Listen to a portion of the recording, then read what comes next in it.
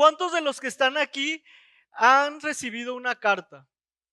¿Pueden levantar su mano? ¿Cuántos de los que están aquí han recibido una carta?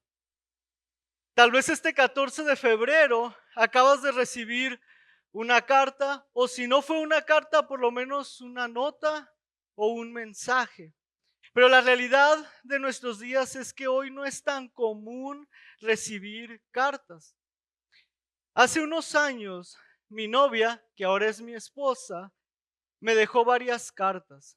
Ella viajó a Colombia por alrededor de 8 meses y antes de irse me dejó una caja que contenía 8 cartas. Había una carta por cada mes que ella no estaba.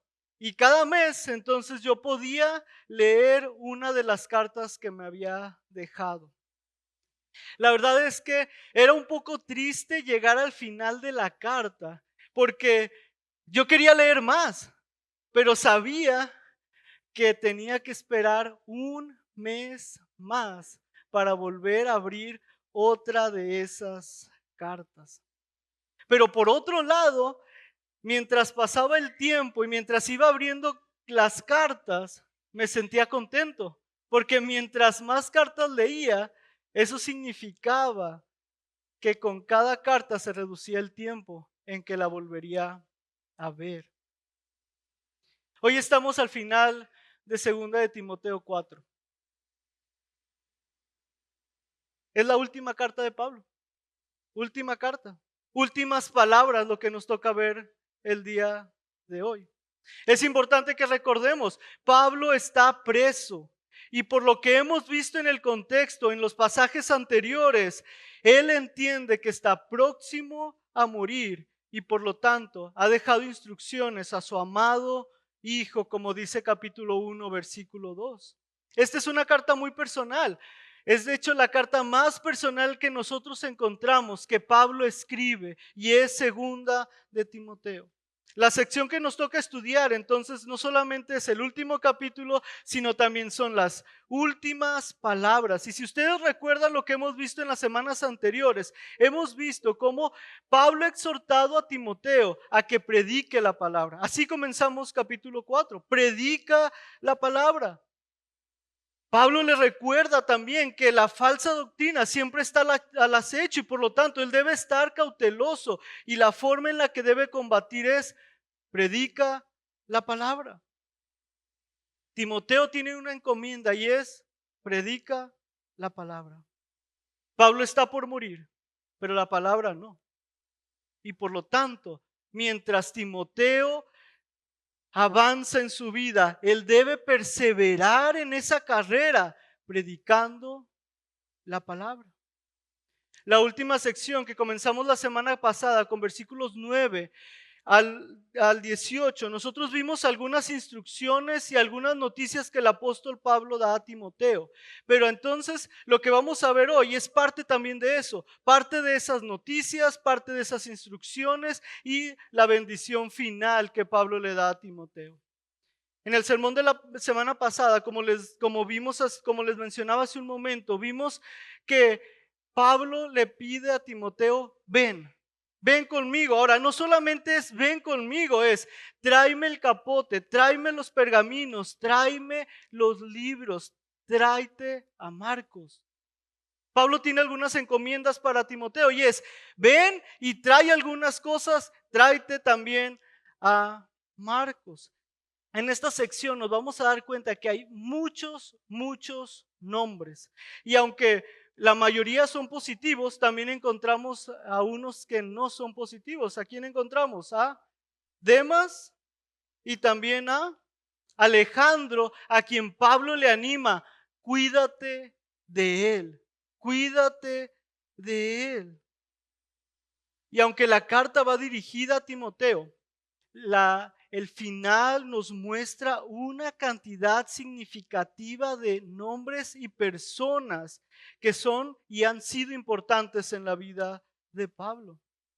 Estos últimos versículos, sin duda alguna, nos ayudan a ver la importancia de las personas en su vida.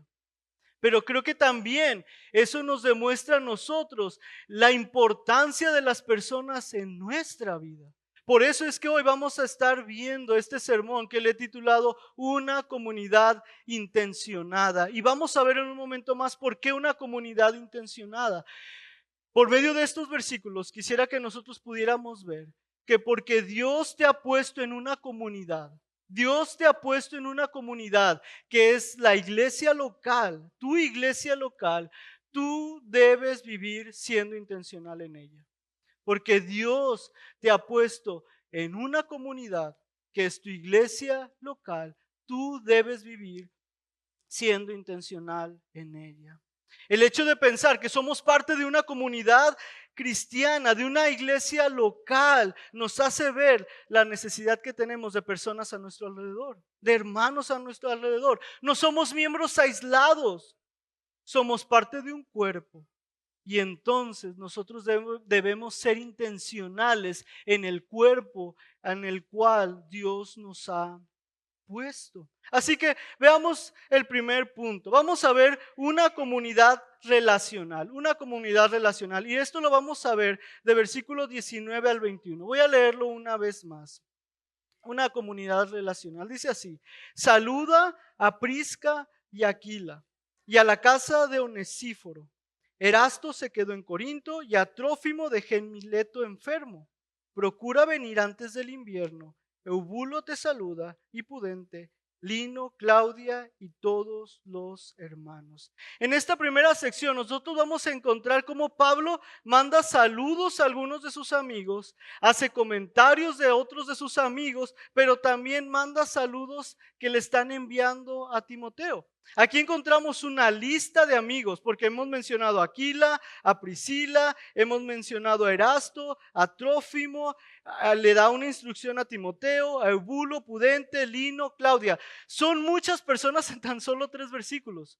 Muchas personas en tan solo 3 versículos y que están al final de la carta y en las últimas palabras que Pablo escribe a Timoteo, en la última carta que Pablo escribe.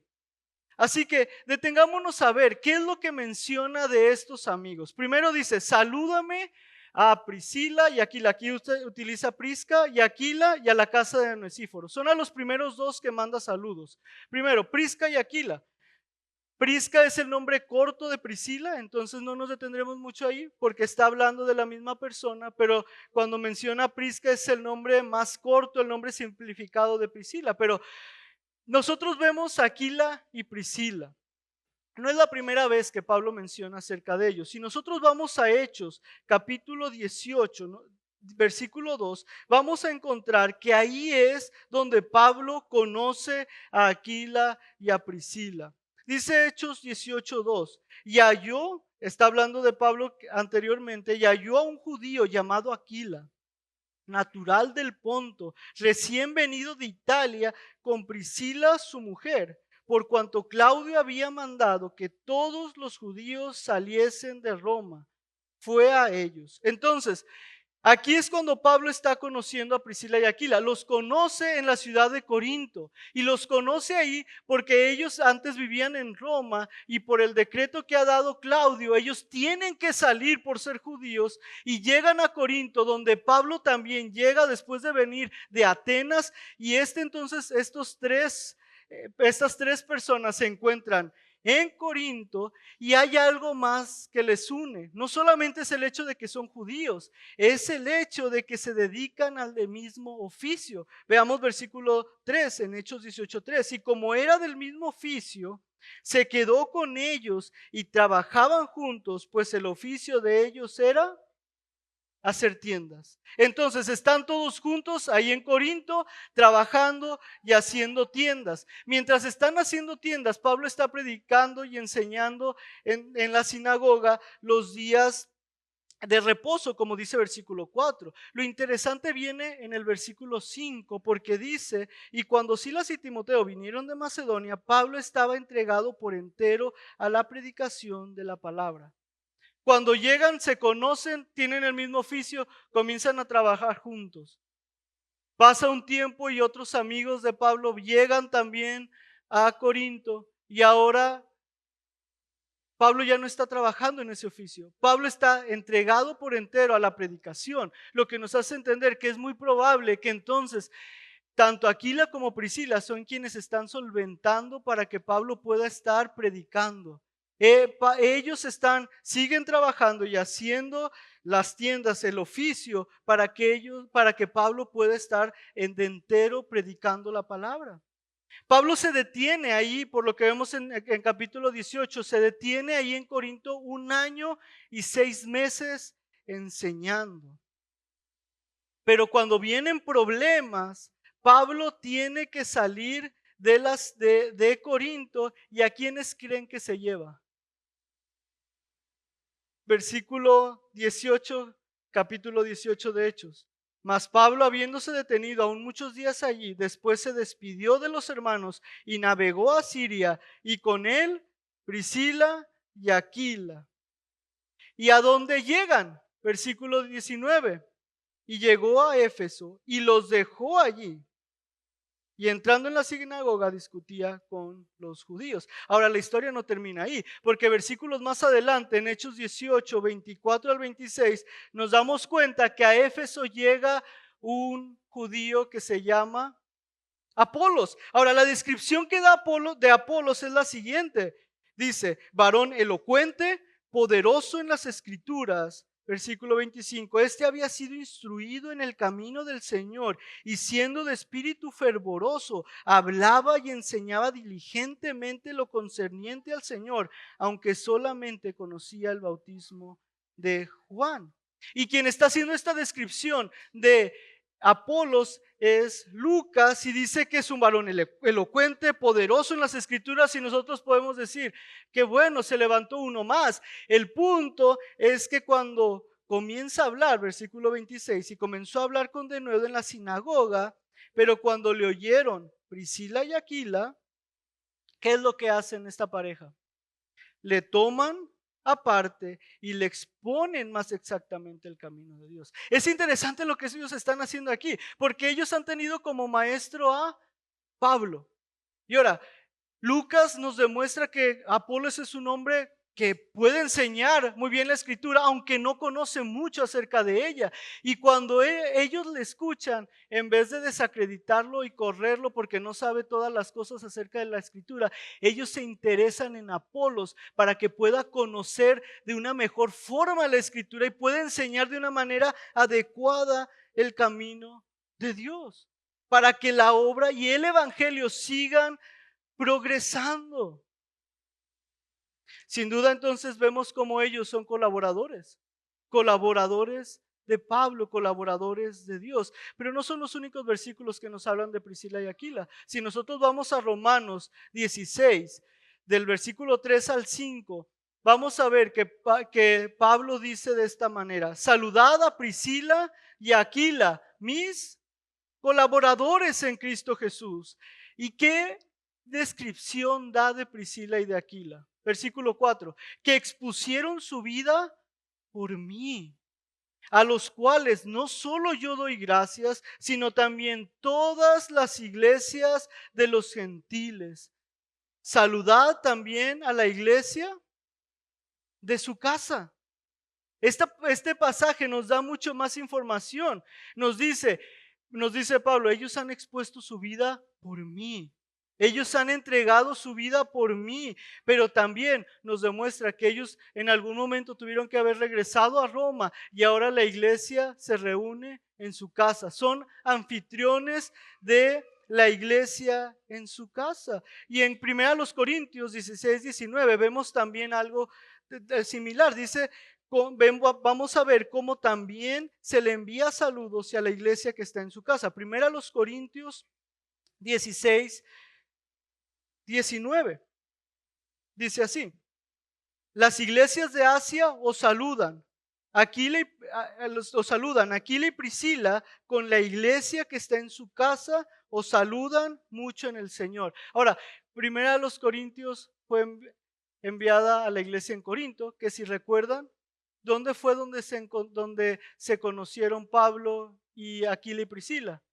en Corinto. Entonces, son todas esta relación que no solamente Pablo tiene con las iglesias, sino que los colaboradores a su alrededor también tienen con sus iglesias. Muchas veces nosotros pensamos en Pablo como el misionero, pensando como él, si él fuera solo a los diferentes lugares e hiciera sus viajes con uno o dos. Pero lo que nos vamos a dar cuenta por este y los siguientes pasajes es que Pablo siempre estaba acompañado de personas quienes le ayudaban a hacer la obra del ministerio. Y viendo toda esta información, todo este panorama, nosotros entendemos que al final de su vida, Pablo le dice: salúdame a Priscila y Aquila.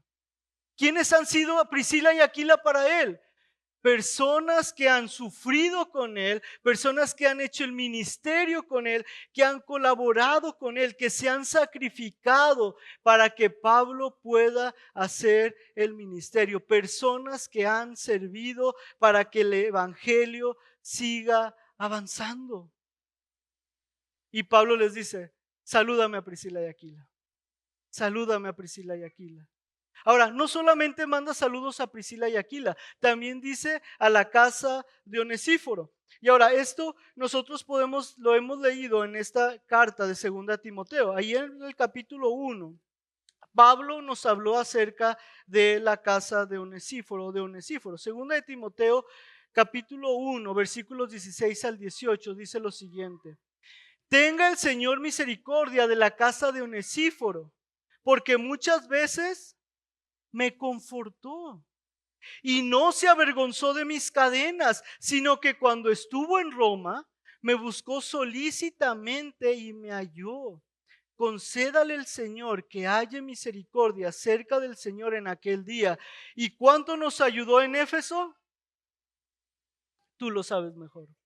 Estas personas no son desconocidas para Timoteo, son personas con las que Timoteo ha compartido también el ministerio. Y Pablo, es interesante aquí que no solo envía saludos a Onesíforo, sino que envía saludos a toda su casa, a todos los que están con él, que viven con él. Porque sin duda nosotros podemos ver cómo Pablo está pensando no solo en personas, sino también en iglesias, por lo que vimos con Aquila y Priscila, pero lo que vimos ahora también con la casa de Onesíforo.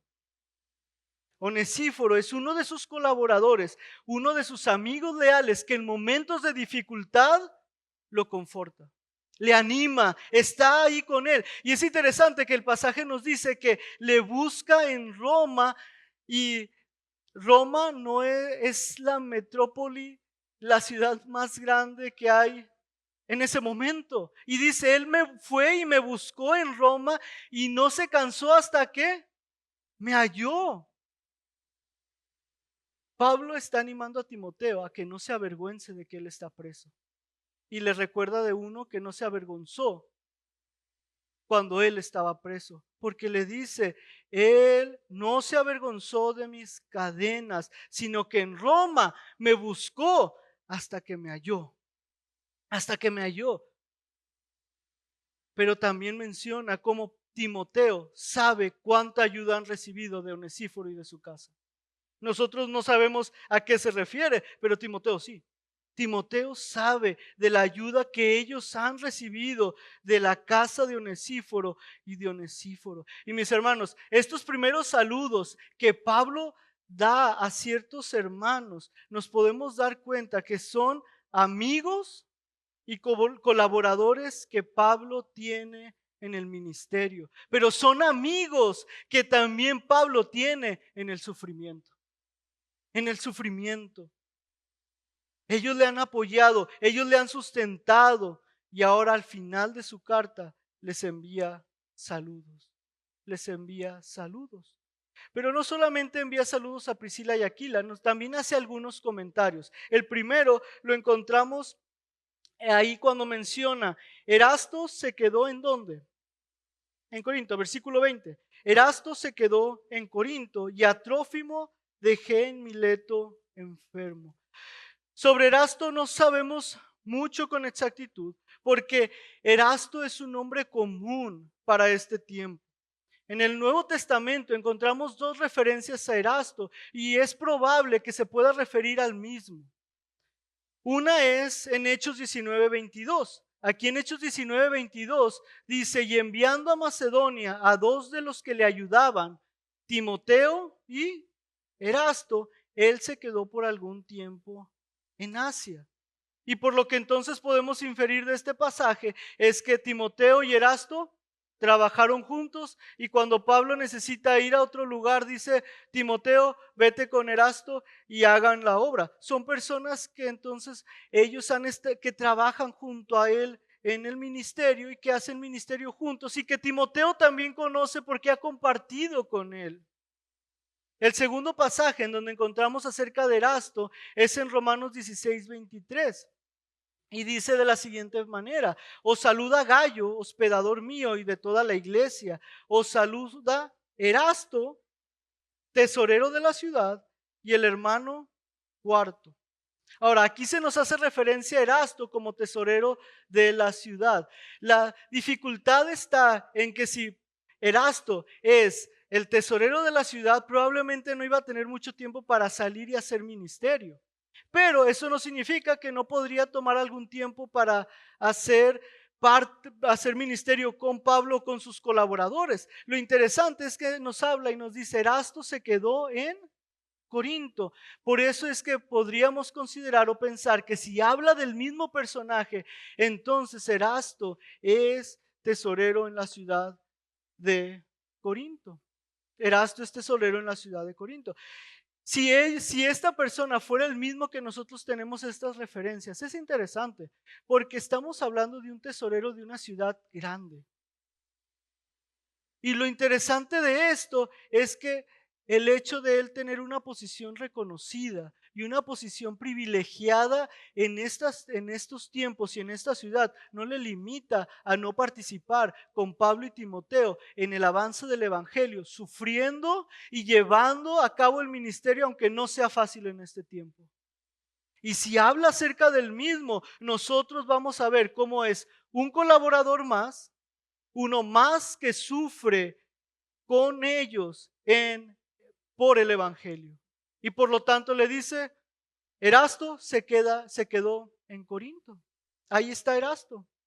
Pero del otro a quien también hace comentarios de Trófimo, dice, Trófimo dejé en Mileto enfermo. Para nosotros es importante ver esto. Trófimo está en Mileto y él se queda enfermo.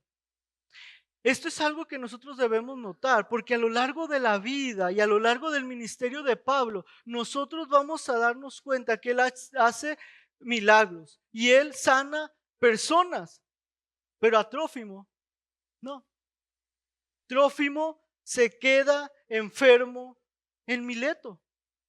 A Trófimo no lo sana, a Trófimo no va o le manda. Es interesante que cuando está en Éfeso, las personas simplemente quieren tocar algo de Pablo o quieren que pase cerca de ellos para que sean sanados. Pero aquí Trófimo se queda enfermo. Ahora, pobre Trófimo, mientras estudiaba acerca de Trófimo, digo, le tocó difícil. Y veamos por qué. Hechos 24, ¿qué nos dice acerca de Trófimo? Dice, y le acompañaron hasta Asia, Sópater de Berea, Aristarco y Segundo de Tesalónica, Gallo de Derbe y Timoteo, y de Asia, Tíquico y Trófimo. Trófimo es uno de aquellos que también acompaña a Pablo y de hecho ellos ya están en su tercer viaje misionero y Trófimo acompaña a Pablo de Grecia a Troas. Trófimo es uno de los que ve uno de estos milagros, porque nosotros vamos a ver en Hechos 20 que hay un chico llamado Eutico que cuando Pablo está enseñando, como dice el pasaje, él disertaba largamente, se queda dormido. ¿Y qué pasa con Eutico? Cae y muere. Pablo va y le resucita. Él ve estos milagros que Pablo hace y que puede hacer. Pero él se tiene que quedar en Mileto enfermo.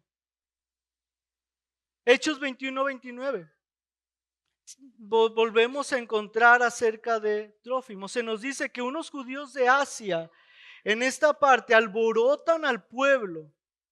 Y lo alborotan al pueblo porque ellos dicen que Pablo ha profanado el templo porque en Jerusalén han visto que Pablo anda con Trófimo y ellos saben que Trófimo es de la ciudad de Éfeso. Entonces lo que ellos hacen es decir, oigan, este hombre metió gentiles en el templo, algo que no era verdad. Pero entonces todos los que escuchan esto se alborotan y comienzan a querer tomar a Pablo, y entonces a Pablo lo encarcelan porque creen que Trófimo ha entrado al templo y por lo tanto ha profanado el templo. Y si lo pudiera decir así, por culpa de Trófimo, ahora Pablo está encarcelado. Y lo digo si lo pudiera decir así, porque sabemos que el Espíritu Santo había dicho que Pablo iba a ser encarcelado en Jerusalén. Era lo que Dios había ya determinado, pero lo acusa, empieza toda esta acusación porque Trófimo anda ahí con Pablo. Y ahora Trófimo se queda en Mileto y se queda enfermo. ¿Ha sufrido con Pablo en el Evangelio?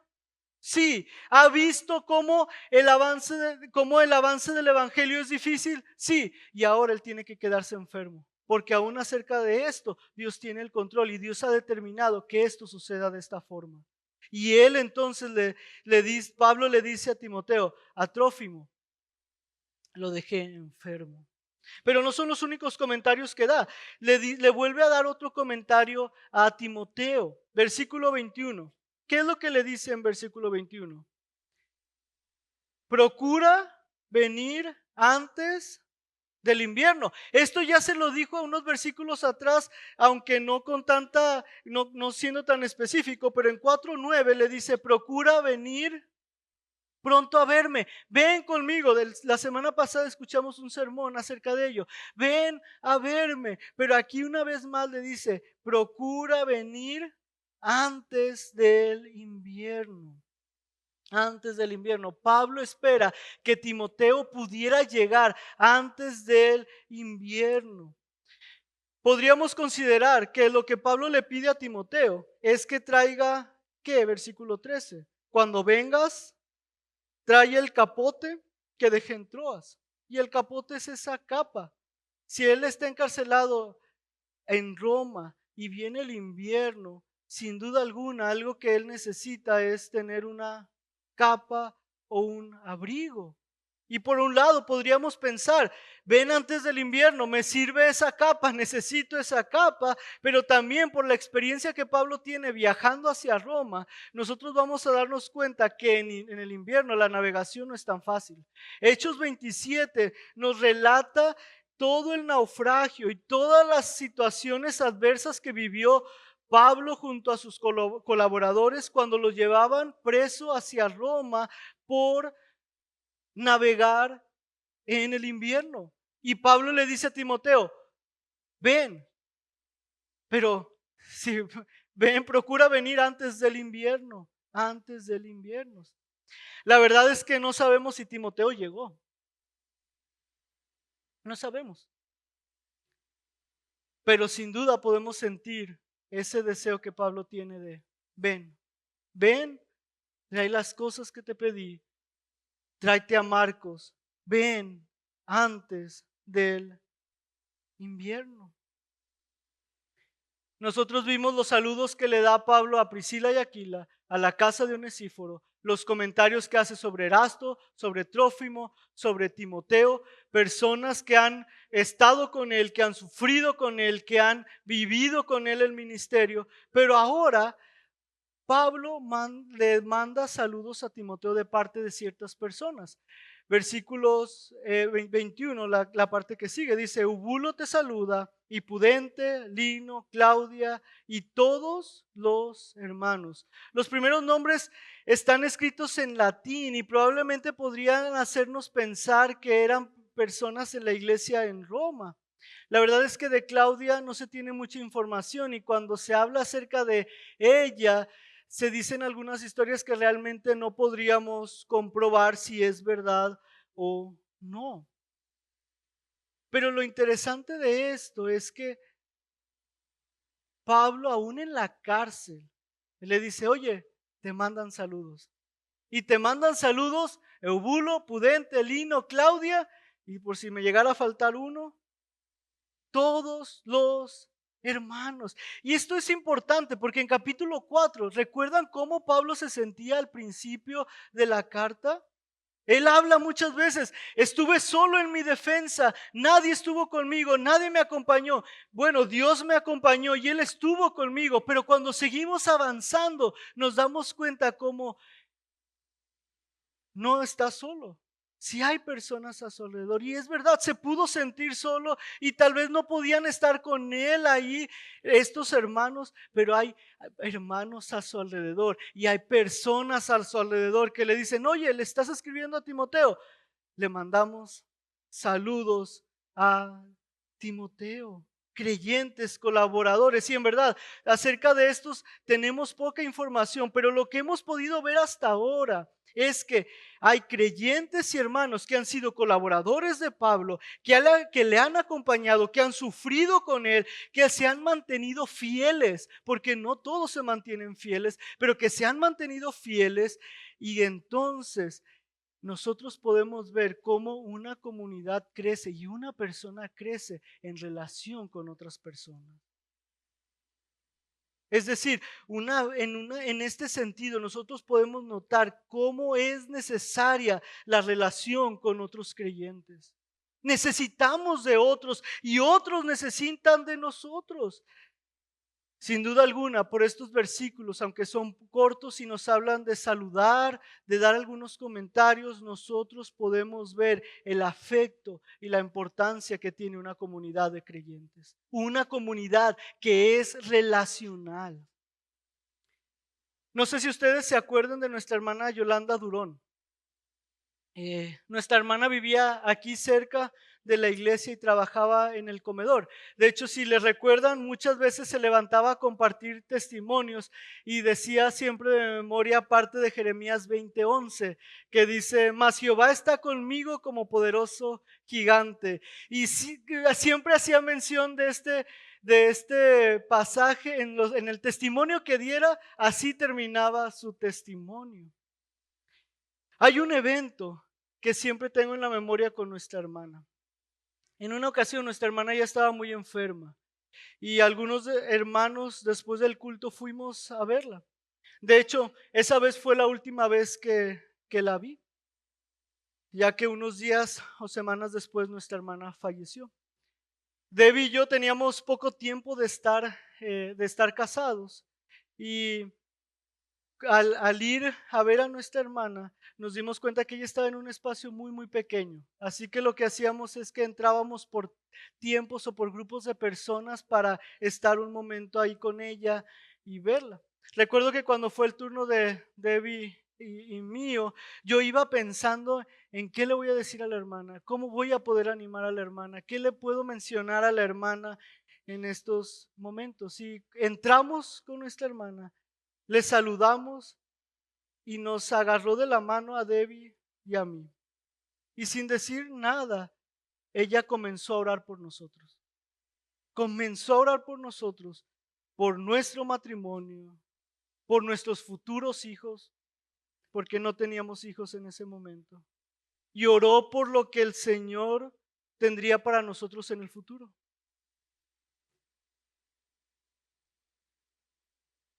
Ese fue un momento de ánimo y de estímulo para la vida de mi esposa y para mí que no olvidaremos. Eran sus últimos momentos y yo estaba pensando, ¿cómo puedo animarla? Ella dejó una marca en mí de alguien que ora por otros, que se interesa por otros, que ama a otros. Poco tiempo después falleció.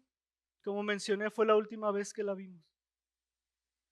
pero ella fue de edificación para nosotros y sigue siendo edificación para nosotros hoy cuando recuerdo ese evento. Mis hermanos, somos una comunidad de creyentes, somos una iglesia local, somos un cuerpo en el cual el Señor nos ha puesto unos al lado de otros para que nos estimulemos a crecer y a andar en el Señor. Aquila, Priscila, Onesíforo, Erasto, Trófimo, Timoteo sufrieron al lado de Pablo, entregaron su vida junto a Pablo por el avance del evangelio y permanecieron fieles hasta el final. Pero esto alrededor de un cuerpo, porque nosotros hemos visto cómo hay iglesias en algunos de estos lados. Nosotros, por lo tanto, somos una comunidad que debe relacionarse, una comunidad que debe ser intencional unos con otros. Nosotros tenemos un tiempo para saludar aquí. Y espero, hermanos, que podamos aprovechar para saludarnos unos a otros. Pero el hecho de ser una comunidad relacional que vive por el Evangelio, que sufre por el Evangelio, que está dispuesta a darse por el avance del Evangelio, tiene que ver más que solamente con un saludo el día domingo. ¿Conocemos el nombre de nuestros hermanos?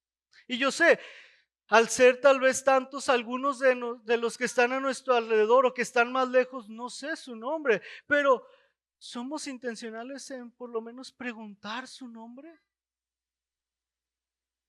Y aquellos que conocemos más, ¿conocemos sus peticiones? ¿Oramos con ellos? Una de las preguntas que venía en nuestro estudio de esta semana en el grupo pequeño decía, ¿cómo podemos fomentar una comunidad de fe más fuerte y unida en nuestras iglesias y grupos pequeños? Mi pregunta es, ¿en tu grupo pequeño has podido estimular a otros y ser estimulado por otros para crecer, no solo en el conocimiento del Señor, sino en una comunidad que vive el Evangelio, que sufre por el Evangelio, que está dispuesta a darse por el Evangelio? ¿Cómo estamos fomentando el crecimiento de nuestros hermanos a nuestro alrededor? ¿Cómo estamos sufriendo con ellos por el Evangelio? ¿Cómo estamos viviendo con ellos el avance del Evangelio? ¿Somos parte de su vida? Y mis hermanos, mientras les digo esto, yo me doy cuenta que yo también soy falto de esto. Yo también soy falto de esto. Porque muchas veces también me he conformado con solo saludar a alguien el domingo y tal vez orar con alguien y verlo hasta la próxima semana sin saber si la petición que me ha compartido cómo va o cómo está. Y yo también me doy cuenta que soy falto de esto. Pero sin duda alguna, en estos primeros versículos nosotros podemos darnos cuenta cómo Pablo y las personas que tiene a su alrededor son personas que ven por el avance del Evangelio. Entonces, por lo tanto, están dispuestos a vivir en comunidad y a sufrir juntos por el avance del Evangelio. Pero no solamente encontramos una comunidad relacional. Versículo 22. Nosotros también vamos a ver una comunidad bendecida. Dice versículo 22. El Señor Jesucristo esté con tu espíritu. La gracia sea con vosotros. Amén. En esta sección, Pablo da esa bendición final para terminar su carta. Y lo que le dice es, el Señor Jesucristo esté con tu espíritu, la gracia sea con vosotros. Y esta bendición que da no es algo místico, no es algo para que pueda producir algo en Timoteo o en la iglesia. Es lo que muchas veces nosotros usamos como Dios te bendiga o bendiciones. Que en verdad quisiera animarles a que no fueran clichés o palabras que usamos repetidamente, sino que tenemos un deseo a nuestros hermanos que Dios les bendiga, que les vaya bien. Un hermano en esta semana me escribió, Iván, Dios te bendiga con su gracia. Eso es una bendición. Y es lo que Pablo está haciendo con Timoteo en este momento. De hecho, quiero resaltar dos cosas. Primero, Pablo le dice, primero Pablo habla como bendición para Timoteo y le dice, el Señor Jesucristo esté con tu espíritu. Y en ese sentido nosotros entendemos que está diciendo, esté con el espíritu de ¿quién? De Timoteo. Pero segundo, desea que la gracia de Dios sea ¿con quién? Con la iglesia, no solamente con Timoteo, sino con la iglesia de Éfeso. Y entonces, aunque es una carta personal y donde podemos ver que es una de las cartas más personales de Pablo, nosotros también podemos ver a la luz de esto que es una carta en donde Pablo no solamente piensa en personas, sino también piensa en iglesias, piensa en comunidades, piensa en hermanos. Porque sin duda alguna, lo que afecte a Pablo, perdón, lo que afecta a Timoteo es lo que también va a afectar a toda la iglesia, a toda la iglesia. Ahora, primero a Timoteo, le dice, el Señor Jesucristo esté con tu espíritu. Esto no es una frase nueva, ya que Pablo ha usado frases similares en Gálatas 6:18 y en Filemón 25. Pero aquí, en esta ocasión, Pablo desea que el Señor esté con Timoteo. Que el Señor esté con Timoteo. Sin duda, esto solo sería posible si Timoteo es un creyente. Y al principio de la carta, nosotros entendemos que él tiene una fe que no es fingida. Segunda de Timoteo, capítulo 1, versículos eh, del, del 7 en adelante, dice así. Porque, y voy a ir un poco más atrás, versículo 5. Trayendo a la memoria la fe no fingida que hay en ti. Pero luego seguimos viendo. Pablo está diciendo que que el Señor esté con Timoteo, con su espíritu. ¿Qué es lo que le dice versículo 7? No nos ha dado Dios espíritu de cobardía, sino de poder, de amor y de dominio propio. Por tanto, no te avergüences de dar testimonio de nuestro Señor ni de mí, preso suyo, sino participa de las aflicciones por el Evangelio según el poder de Dios, quien nos salvó y llamó con llamamiento santo, no conforme a nuestras obras, sino según el propósito suyo y la gracia que nos fue dada en Cristo Jesús antes de los tiempos de los siglos, pero que ahora ha sido manifestada por la aparición de nuestro Salvador Jesucristo, el cual quitó la muerte y sacó a la luz la vida y la inmortalidad por el Evangelio, del cual yo fui constituido predicador, apóstol y maestro de los gentiles, por lo cual asimismo padezco esto, pero no me avergüenzo, porque yo sé a quién he creído y estoy seguro que es poderoso para guardar mi depósito para aquel día. Timoteo no debe de avergonzarse, no debe de avergonzarse, y por eso Pablo pide que el Señor Jesucristo esté contigo. Y como he mencionado, el hecho es de que si el Espíritu, si Dios va a estar con Timoteo, el Señor Jesús va a estar con Timoteo, es porque Él es un creyente, pero es un creyente que ha conocido del Señor y que ahora tiene una encomienda de no avergonzarse, de sufrir por el Evangelio, de vivir el Evangelio, de no avergonzarse de Pablo. Pero esto solamente es porque el Señor está con él. Si Timoteo seguirá su encomienda de predicar la palabra y de seguir en el avance del Evangelio, aunque Pablo no esté, será porque el Señor Jesucristo está con él. ¡Qué bendición! Y qué bendición que no solamente es algo que Timoteo tiene, sino que los creyentes tenemos. La bendición de que el Señor esté con nosotros. Pero la bendición no solamente va para Timoteo, también va para la iglesia en Éfeso. Para la iglesia en Éfeso, en 2 de Timoteo 4, versículo 22, dice, la gracia sea con vosotros. Esto es interesante. 1 de Timoteo 1, 2, que es la primera carta que Pablo le envía a Timoteo.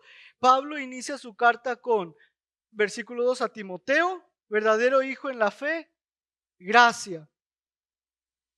Al final de 1 de Timoteo, capítulo 6, versículo 21, Pablo le escribe, la gracia sea contigo. Al principio de 2 Timoteo, ahí en 2 de Timoteo 1, 2, Pablo le escribe a Timoteo, dice a Timoteo, amado hijo, gracia. Y esto es algo que quiero notar, porque podríamos ver cómo Pablo, como parte de este saludo, bendición, le dice o le da esta bendición de gracia a Timoteo. Pero esta última sección no es solo para Timoteo. Esta última sección es para ellos, para la iglesia que está. Por eso dice, la gracia sea con vosotros. No es solo para Timoteo, que sin duda sería parte de la iglesia, sino que Pablo aquí tiene en mente a toda la iglesia, y la bendición que él tiene, el deseo es que la gracia sea con ellos. ¿Y cómo han obtenido esa gracia? ¿Cómo podemos entender esa gracia? Bueno, segunda de Timoteo 1:9, que fue parte de lo que leí hace un momento, nos ayuda a entender esto también. Versículo 9 dice, quien nos salvó y llamó con llamamiento santo, no conforme a nuestras obras, sino según el propósito suyo. ¿Y qué? Y la gracia que nos fue dada en Cristo Jesús. Ellos ahora son portadores de la gracia, porque esta gracia la han recibido, este don, esta bendición, esta benevolencia, este amor, lo han recibido por medio de Jesús. Y ahora que ellos han recibido esta gracia, ahora ellos son portadores de la gracia. Y de hecho Tito les va a llamar a que ellos entonces ahora esa gracia sea manifiesta y la muestren a todos a los que están a su alrededor. La gracia nos fue dada por medio de Jesús. La gracia ha sido manifestada por Jesús, y entonces la bendición que le da a ellos es, ahora esa gracia que han recibido, esa gracia esté con vosotros. Esa es la gracia de la salvación, la gracia que entonces ahora ellos tienen para poder crecer en santificación por medio de ella, porque no se trata de las obras, sino se trata de la gracia recibida por medio de Jesús para que ellos vivan en buenas obras, para que ellos anden en buenas obras. Y la petición entonces que Pablo le da a Timoteo, podríamos leerlo así: Timoteo, que el Señor esté contigo y que la gracia de Dios sea con todos ustedes, hermanos. Eso es lo que está dando como bendición. En la escritura nosotros encontramos diferentes bendiciones, y una de ellas es la bendición sacerdotal. Si me acompañan, número 6, 22 al 27, nosotros encontramos esta bendición. Número 6, 22 al 27.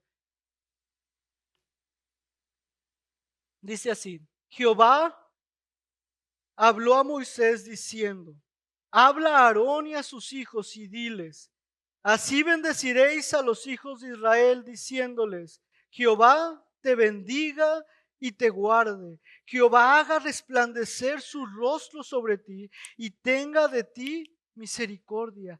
Jehová alce sobre ti su rostro y ponga en ti paz.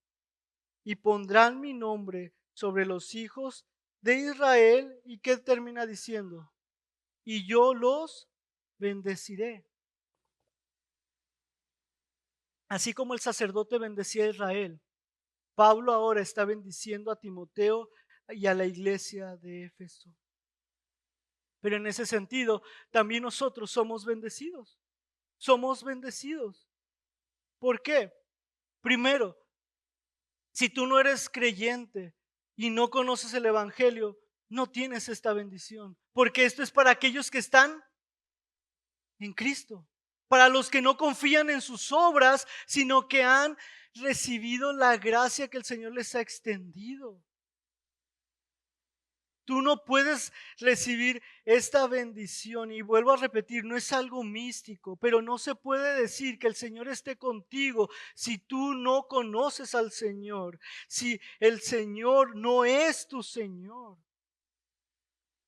Pero hoy es un día en el que el Señor tiene sus brazos abiertos para que conozcas al Señor y para que Él esté contigo y para que esa gracia entonces tú también la tengas, como leímos, no por buenos o por buenas obras, sino por lo que Cristo ya ha hecho y porque Cristo ha manifestado esa gracia a nuestras vidas. Pero nosotros como creyentes, en nuestro estudio del grupo pequeño venían dos preguntas y decían así: ¿cómo podemos aprender del deseo final de Pablo para Timoteo y los creyentes? Y la segunda, ¿cómo podemos hacer de la gracia de Dios una realidad palpable en nuestras interacciones diarias? La gracia, mi hermano, es una gracia, un amor, un don que tú y yo hemos recibido. Tú y yo hemos sido perdonados, pero no para vivir para nosotros y para nuestros propios deleites. Hemos sido perdonados y hemos recibido esa gracia para que ahora vivamos para el Señor. Por eso esa gracia que nos ha salvado, es esa gracia que nos santifica, es esa gracia que nos muestra que nosotros podemos y debemos vivir para nuestro Señor. Dios nos ha puesto en un cuerpo. Nos ha puesto en una comunidad que debe relacionarse, pero una comunidad también que debe bendecirse por medio de la gracia y la misericordia que ha recibido del Señor para estimularnos unos a otros. La gracia no es un derecho para hacer lo que tú quieras, no es un derecho para vivir como tú quieras. La gracia te estimula a vivir en buenas obras. Y si nosotros realmente hemos entendido el Evangelio de cómo esas buenas obras de Cristo, cómo la obra y la vida perfecta de Cristo y cómo su muerte y su resurrección ha sido puesta a nuestro favor, nosotros viviremos entonces ahora para Él. No para nosotros, no para agradarnos a nosotros, no para mis propios intereses, sino para Él. Y esto es un morir día a día. Un morir día a día. Pero no estamos solos. Dios nos ha dado una comunidad, un cuerpo que debe estimularse, que debe relacionarse, que debe bendecirse. Llegar al final de una carta puede ser triste, pero a su vez alentador. La última carta que me dejó mi novia llegó. Y aunque por un lado era triste porque no había ninguna carta más, después de la octava no había novena, no había ninguna otra carta más. También traía felicidad esa última carta, porque estaba por llegar. Y unas semanas después llegó y le pude ver.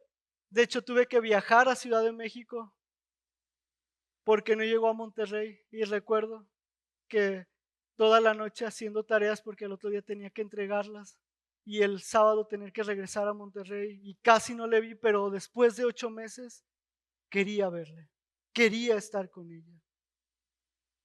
La tradición dice que Pablo fue decapitado fuera de Roma en el 67 después de Cristo.